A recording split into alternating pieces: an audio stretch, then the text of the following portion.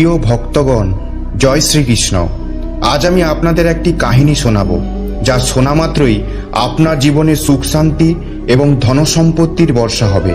তো চলুন কাহিনী শুরু করা যাক। ভক্তগণ, একটি জঙ্গলে একটি টিয়া এবং ময়না পাখি প্রেমপূর্বক একসাথে থাকত। তাদের মধ্যে অনেক প্রেম ছিল। একদিন একটি কথা নিয়ে টিয়া এবং ময়নার মধ্যে ঝগড়া হয়ে গেল। টিয়া বলল, এই সংসারে সব থেকে বড় পাপী এবং বিশ্বাসঘাতক হলো নারী। ময়না জবাব দিল, এই সংসারে সব থেকে বড় পাপী এবং বিশ্বাসঘাতক হলো পুরুষ। তারা দুজন একে অপরের সাথে ঝগড়া করছিল। তারপর তারা তাদের ঝগড়ার সমাধানের জন্য শ্রীকৃষ্ণের কাছে গেল আর নিজেদের কথা বলল। শ্রীকৃষ্ণ টিয়াকে বললেন, তুমি কেন বললে যে নারীরা পুরুষদের তুলনায় অপেক্ষাকৃত বেশি পাপী এবং বিশ্বাসঘাতক হয়ে থাকে? আপনি যদি এই কাহিনীটি শুনছেন তো সবটা শুনুন। এই কাহিনী অর্ধসম্পূর্ণ রেখে যাবেন না, কারণ এই পবিত্র কাহিনী সম্পূর্ণ শুনলে আপনার মনের মতো ইচ্ছা অবশ্যই পূর্ণ হবে। তাই এই কাহিনী সম্পূর্ণ শুনুন। আর আপনি যদি শ্রীকৃষ্ণের ভক্ত হন তাহলে ভগবান শ্রীকৃষ্ণকে কখনোই অসম্মান করবেন না। টিয়া তখন শ্রীকৃষ্ণকে বলল, প্রভু, আমি আপনাকে একটি কাহিনী শোনাতে চাই, যার থেকে আমি প্রমাণ করতে পারবো যে নারীরা পুরুষদের তুলনায় অপেক্ষাকৃত বেশি পাপী এবং বিশ্বাসঘাতকতা করে থাকে। শ্রীকৃষ্ণ বললেন, ঠিক আছে, তুমি কাহিনী বলো। তখন মা রুক্মিণী সেখানে এলেন। তিনি বললেন, প্রভু, আমিও ওই কাহিনী শুনতে চাই। তখন ভগবান শ্রীকৃষ্ণ বললেন, ঠিক আছে, বসো। তারপর টিয়া ভগবান শ্রীকৃষ্ণ এবং মা রুক্মিণীর সামনে কাহিনী শোনাতে লাগলো। একটি রাজ্যে অগ্রসেন নামে এক রাজা রাজত্ব করত। তার 4টি পুত্র ছিল। তারা প্রত্যেকেই খুব সাহসী এবং প্রতাপশালী ছিল। কিন্তু সবথেকে বড় পুত্র, যার নাম চন্দ্রসেন ছিল, তিনি শুধুমাত্র প্রতাপশালী নন, খুব সুন্দর দেখতে ছিল। তার স্ত্রী চন্দ্রপ্রভাও খুব সুন্দর এবং রূপবতী ছিলেন। সে নিজের স্ত্রীর থেকে অন্য কাউকে বেশি সুন্দর ভাবত না। একদিন রাজা অগ্রসেন তার পুত্র চন্দ্রসেনের একটি কথায় রেগে গিয়ে তাকে রাজ্য থেকে বেরিয়ে যাওয়ার আদেশ দিলেন। রাজার এই আদেশ শুনে সবাই এই কথায় চিন্তিত হয়ে গেল। তারপর চন্দ্রসেন নিজের মহলে গেল এবং উদাস হয়ে গেল। চন্দ্রসেনকে উদাস দেখে তার স্ত্রী জিজ্ঞাসা করল, প্রাণনাথ, আপনি উদাস কেন? আপনি এত দুঃখী কেন? রাজকুমার হয়েও আপনি এত চিন্তিত কেন? তখন চন্দ্রসেন ভাবতে লাগলো, আমি অনেক খারাপ কাজ করেছি। আর সে তার নিজের সমস্ত কথা তার স্ত্রীকে বলল। সেই সময় তার স্ত্রী অজ্ঞান হয়ে গেল। তখন দাসীরা চন্দ্রপ্রভার ওপর গোলাপ জলে ছিটে দিল। তারপরে তার জ্ঞান ফিরল। জ্ঞান ফিরে চন্দ্রপ্রভা তার স্বামী চন্দ্রসেনকে বলল, আপনি আমাকে ছেড়ে অন্য প্রদেশে চলে যাবেন। আমি আপনাকে ছাড়া কিভাবে বাঁচব? আমিও আপনার সাথে যাব। এখন রাজকুমার চন্দ্রসেন বলল, তুমি আমার সাথে কিভাবে যাবে?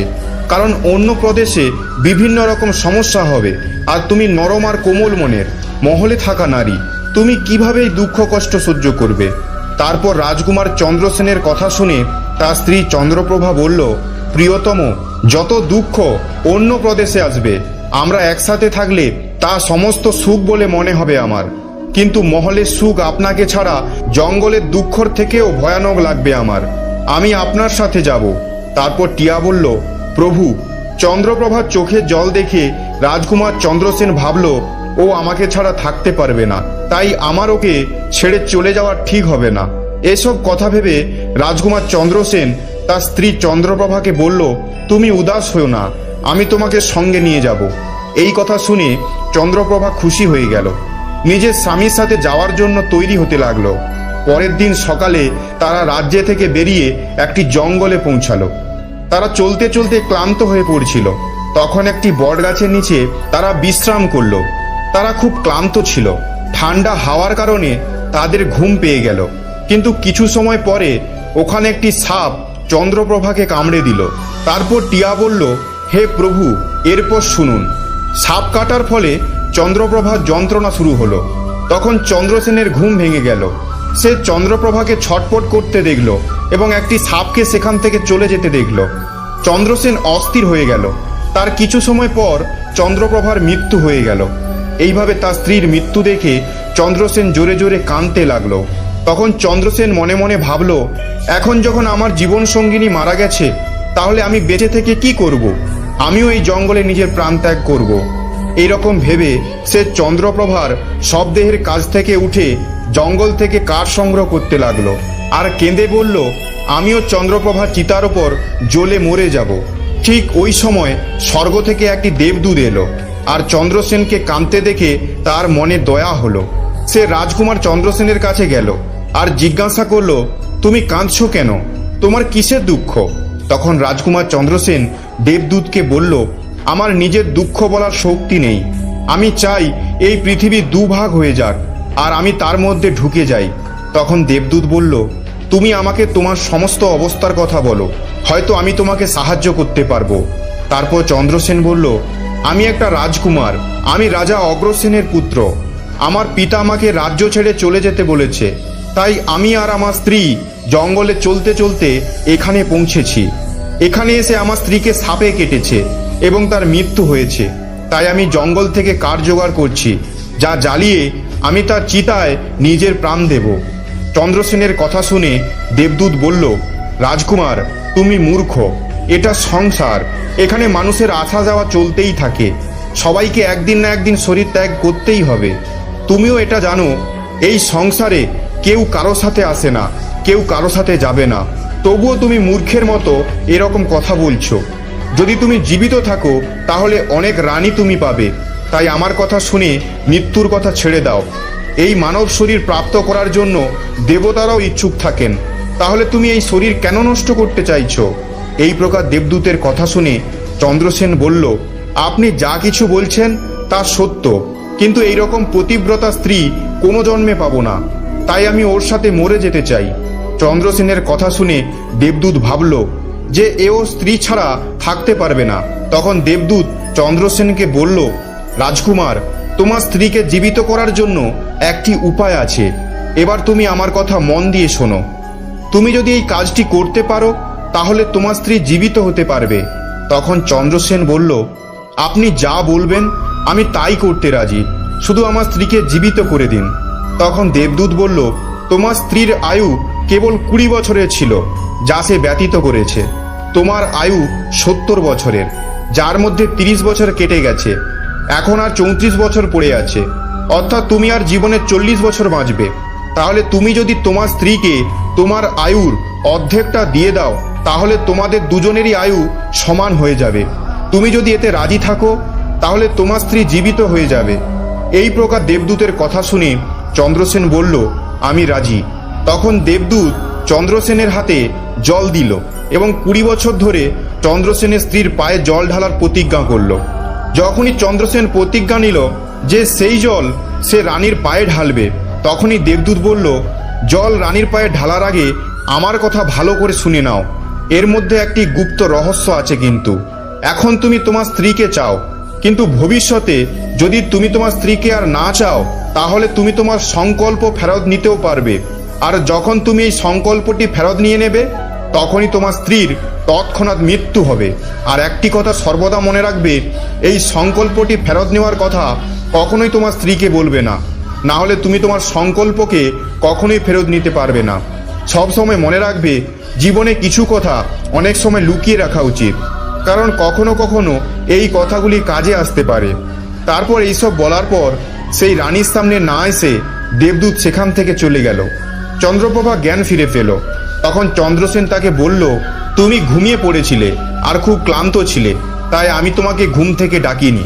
এই প্রকার চন্দ্রসেন তার স্ত্রীর কাছ থেকে সব কথা লুকিয়ে গেল, যে তার স্ত্রীকে সাপে কেটেছিল আর সে মারা গিয়েছিল, আর তাকে জীবিত কিভাবে করলো। এসব কিছু রাজকুমার তার স্ত্রীর কাছ থেকে লুকিয়ে রেখেছিল। তখন এবার তারা দুজনেই এগিয়ে গেল। কয়েকদিন পরে তারা দুজনে একটি সুন্দর স্থানে পৌঁছালো, যেখানে একটি ভিক্ষুকের কুটির ছিল। তারা যখন কুটিরের কাছে পৌঁছালো তখন দেখতে পেল একটি যুবক ভিক্ষুক সেখানে বসে সাধনা করছে।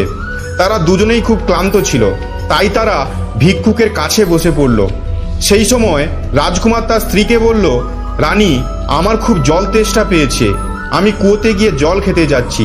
যদি তোমার তৃষ্ণা পেয়ে থাকে আমি তোমার জন্য জল আনবো। তখন রাজকুমারের কথা শুনে চন্দ্রপ্রভা বলল, আমার জল তৃষ্ণা পায়নি, আপনি জল খেয়ে নিন। এরপর চন্দ্রসেন জল খাওয়ার জন্য একটি লম্বা দড়ি নিয়ে কুয়োর দিকে গেল।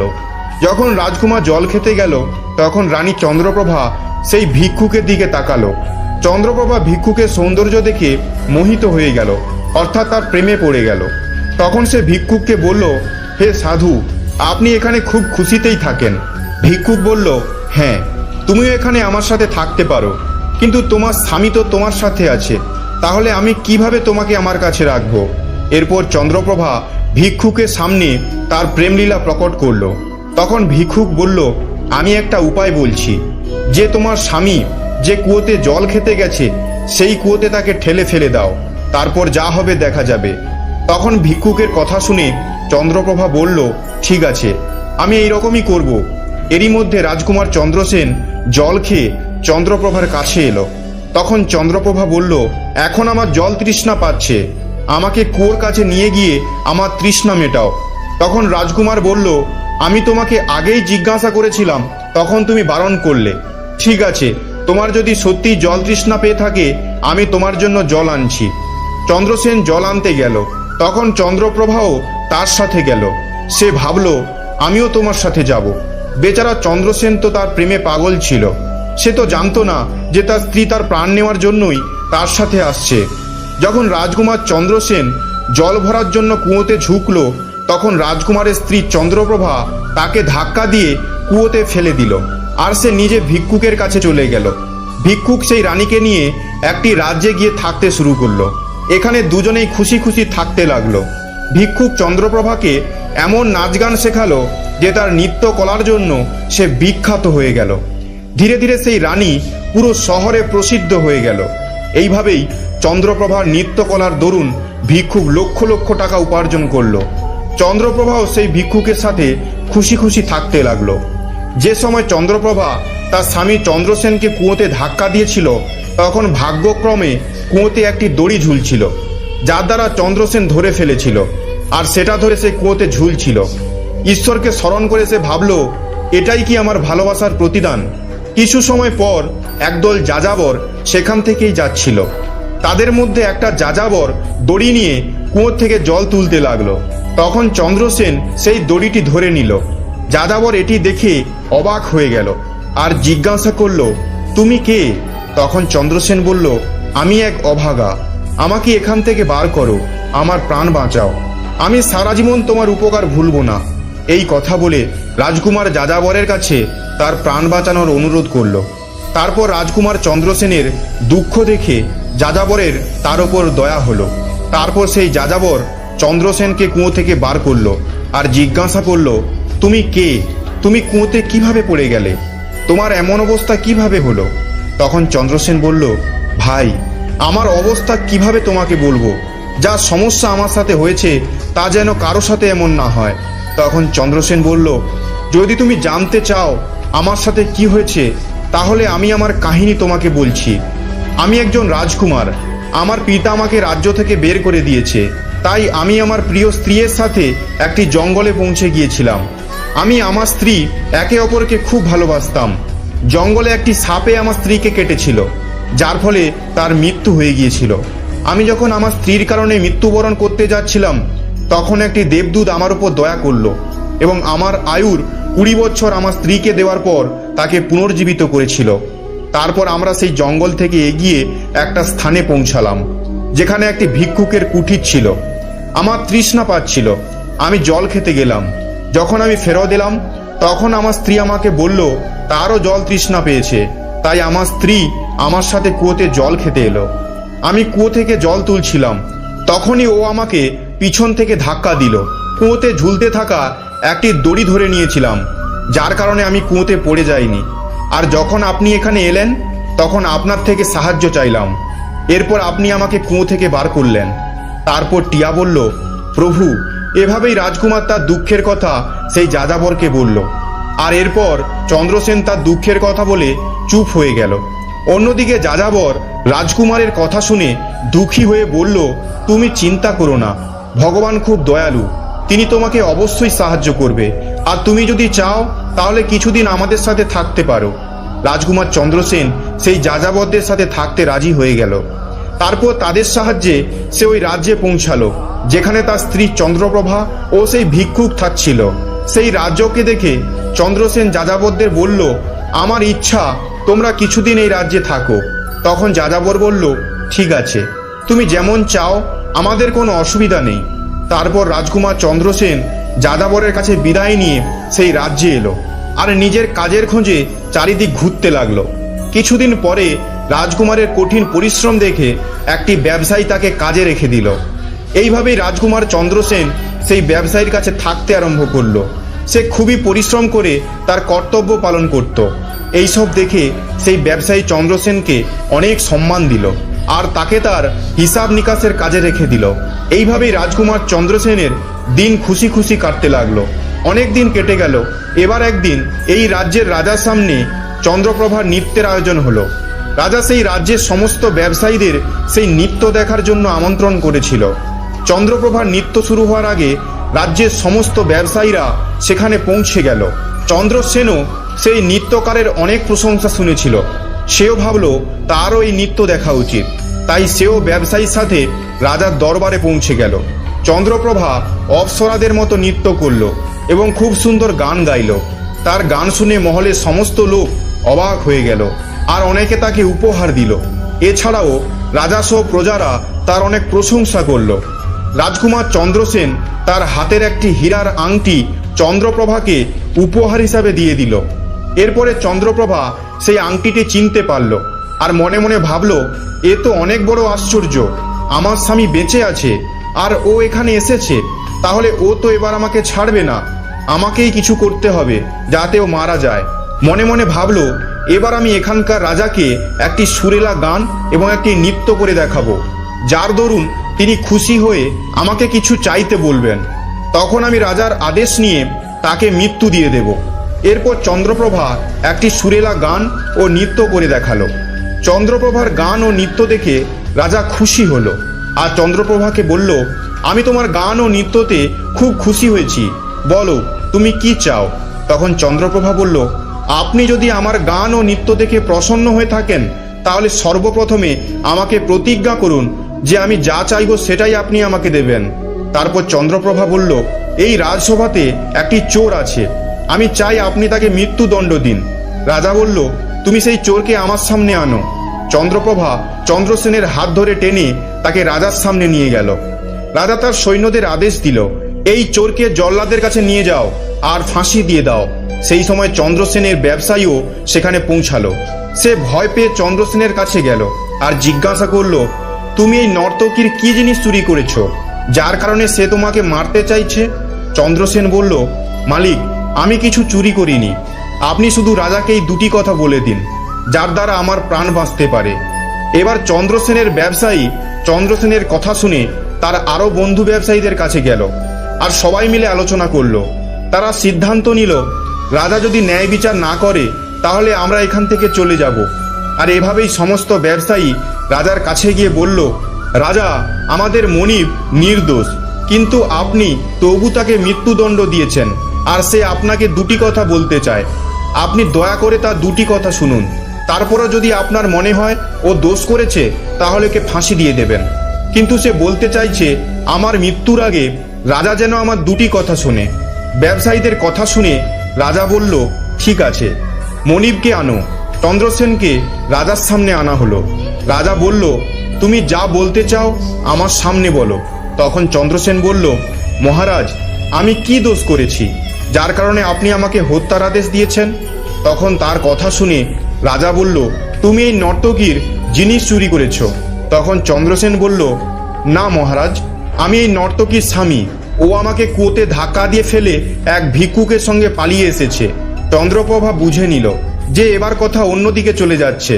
তখন সে রাজাকে বলল, মহারাজ, ও মিথ্যে কথা বলছে, ওকে আমি চিনি না, এ তো আমার জিনিস চুরি করেছে, আমি শুধু এইটুকুই জানি। তখন চন্দ্রসেন বলল, ঠিক আছে মহারাজ, ও যদি আমার স্ত্রী না হয়ে থাকে, আমি যে আংটিটা ওকে দিয়েছিলাম সেটা যেন আমাকে ফেরত দিয়ে দেয়। চন্দ্রপ্রভা এই কথা মেনে নিল। চন্দ্রসেন বলল, ঠিক আছে, তুমি তোমার হাতে একটু জল নাও, আমাদের ন্যায় বিচার এই রাজসভাতেই হবে। চন্দ্রসেন বলল, তাহলে তুমি জল হাতে নিয়ে বলো, আমি তোমাকে যা জিনিস দিয়েছি তা তুমি আমাকে ফেরত দিয়ে দেবে। সেই কথা মতো চন্দ্রপ্রভা হাতে জল নিয়ে বলল, তুমি আমাকে যা জিনিস দিয়েছ আমি তা তোমাকে ফেরত দিয়ে দিচ্ছি। যখনই সেই হাতের জল তার পায়ে পড়ল তখনই চন্দ্রপ্রভা মারা গেল। এই দৃশ্য দেখে সেখানকার লোক অবাক হয়ে গেল।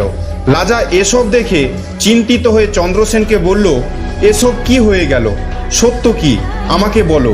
তখন রাজকুমার চন্দ্রসেন নিজের কাহিনী বলতে শুরু করলো। নিজের জীবনের সমস্ত কাহিনী খুলে বলল। তার রাজ্য ছাড়ার কথা এবং এখন পর্যন্ত হওয়া সব ঘটনা রাজাকে বলল। রাজা সব কিছু শুনে চন্দ্রসেনকে জড়িয়ে ধরল আর নিজের পুত্রীর বিবাহ চন্দ্রসেনের সাথে দিয়ে দিল। টিয়া বলল, প্রভু, আমি এই কাহিনীটি শুনেছি, তাই আমি নারীদের ঘৃণা করি। তাই আমি বলি যে নারীরা পুরুষদের তুলনায় অধিক পাপী এবং বিশ্বাসঘাতক হয়ে থাকে। এই কাহিনীটি সবাইকে অবাক করে দিল। মা রুক্মিণী বললেন, প্রভু, আমার মনে হয় টিয়া সত্য কথা বলছে, কিন্তু সমস্ত নারীর মধ্যে কিছু নারী ভালো, সংস্কারী, সৎ এবং পতিপরায়ণ হয়ে থাকে, কিন্তু পুরুষদের মধ্যেও এমন অনেকে আছে যারা পাপী এবং বিশ্বাসঘাতক। তখন ভগবান শ্রীকৃষ্ণ বললেন, ময়না, তুমি বলো, তুমি এই কথাটি কিভাবে প্রমাণ করবে? ময়না বলল, আমিও একটি কাহিনী শোনাবো, যার দ্বারা স্পষ্ট হবে নারীর তুলনায় পুরুষরা বেশি পাপী এবং বিশ্বাসঘাতক হয়ে থাকে। একটি গ্রামে একটি পরিবার থাকতো, যারা খুব বড় লোক ছিল। সেই ধনী অর্থাৎ বড় ব্যবসায়ীর পুত্র একটি অদ্ভুত প্রকারের ব্যক্তি ছিল। তার পুত্র এমন জুয়ারি ছিল যে ব্যবসায়ী তার সম্বন্ধে ভেবে ভেবে চিন্তিত হয়ে পড়ত। একদিন তার পুত্র জুয়া খেলছিল আর তার পিতার মৃত্যু হয়ে গেছিল। তবুও সে জুয়া খেলা বন্ধ করেনি, বরং পিতার মৃত্যুর পর সে আরো বেশি করে জুয়া খেলা শুরু করেছিল। আর সবকিছু হেরে গিয়ে সে গ্রাম ছেড়ে অন্য গ্রামের একটি ব্যবসায়ীর কাছে পৌঁছালো আর তাকে বলল, আমার খুব জল তৃষ্ণা পেয়েছে, আমাকে এক গ্লাস জল দেবে? তখন ব্যবসায়ী সেই যুবকটিকে বলল, তুমি কি কাজ করো, কোথা থেকে এসেছো? তার উত্তরে সেই যুবকটি বলল, আমি একটি ব্যবসায়ী আর এখান থেকে যাচ্ছিলাম, ভাবলাম একটু জল খেয়ে যাই। তখন সেই ব্যবসায়ীটা জিজ্ঞাসা করলো, তুমি কি ব্যবসা করো? তখন যুবকটি বলল, ব্যবসা করার সময় আমার সমস্ত জিনিস সমুদ্রে ডুবে গেছে, তাই আপনি যদি আমাকে কিছু সাহায্য করেন তাহলে ভালো হবে। ব্যবসায়ী ছেলেটির কথা শুনে তার কথায় ফেঁসে গেল। তখন ব্যবসায়ী বলল, তুমি তো ভালোই আছো আর ভালোই উপার্জন করো, তুমি কি আমার কন্যাকে বিবাহ করবে? এই কথা শুনে যুবকটি খুব খুশি হয়ে গেল আর বিবাহের জন্য হ্যাঁ বলে দিল। এরপর দুজনের বিবাহ হয়ে গেল। প্রভু, এভাবেই সেই ব্যবসায়ী তার কন্যাকে অনেক টাকা পয়সার সাথে বিদায় জানালো। অন্যদিকে সেই যুবকটি শুধু টাকা পয়সার জন্যই বিবাহ করেছে। এবার বিবাহের পর যখন যুবকটি ব্যবসায়ীর মেয়েকে নিয়ে যাচ্ছিল, সেখানে একটি জঙ্গল পড়ল। সেখানে যুবক ছেলেটি নিজের স্ত্রীকে বলল, দেখো, আমরা এখন জঙ্গলে আছি, কোনো চোর আমাদের গহনা চুরি করতে পারে, তাই তুমি তোমার সমস্ত গয়না আমাকে দিয়ে দাও, আমি সাবধানে রেখে দেব। যুবকটির স্ত্রী তার নিজের স্বামীর ওপর বিশ্বাস করে তাকে সমস্ত টাকা পয়সা গয়না দিয়ে দিল। আর কেনই বা দেবে না, কারণ সে তো তার স্বামী। এরপরে যুবকটি তার স্ত্রীর সমস্ত গয়না, টাকা পয়সা একটি কাপড়ে করে বেঁধে নিল। তারপর তারা জঙ্গলে একটু বিশ্রাম করার সময় যুবকের মনে লোভ উৎপন্ন হলো। তাদের সাথে যাওয়া একটি দাসী, যাকে সেই ব্যবসায়ীটা পাঠিয়েছিল তার মেয়ের দেখাশোনা করার জন্য, সেই যুবকটি দাসীটিকে মেরে তার স্ত্রীকে কুয়োতে ফেলে দিল। আর মনে মনে ভাবলো, আমি তো এর সাথে টাকার জন্যই বিয়ে করেছিলাম, আমি টাকা পেয়ে গেছি। সে ভাবলো তার স্ত্রী জলে ডুবে মারা যাবে। এটাই ভেবে সেই যুবকটি ওখান থেকে চলে গেল। কিন্তু তার স্ত্রী মারা যায়নি এবং কুয়ো থেকে বেরিয়ে আসার জন্য সে চিৎকার করতে লাগলো। কুয়োর কাছ থেকে একটি লোক যাচ্ছিল। যখন সে একটি মহিলার আওয়াজ শুনতে পেল, সে সেই মহিলাটিকে কুয়ো থেকে বের করে আনলো। তারপর কুয়ো থেকে বেরোনোর পর মহিলাটি তার সমস্ত ঘটনা সেই ব্যক্তিকে বলল। ওই ব্যক্তিটি সেই মহিলাটিকে তার পিতার বাড়িতে পৌঁছে দিল। এবার যখন মহিলাটি পিতার ঘরে পৌঁছালো, তখন তার পিতা তাকে জিজ্ঞাসা করলো, তোমার সাথে কি হয়েছে? মহিলাটি বলল, বাবা, জঙ্গলে কিছু চোর আমাদের ওপর হামলা করেছিল আর দাসীকে মেরে দিয়েছে, আমাকে কুয়োতে ফেলে দিয়েছে, আর স্বামী কোথায় আছে কিছুই জানি না। তার কথা শুনে ব্যবসায়ী বলল, চিন্তা করো না, ভগবান সব ঠিক করে দেবে।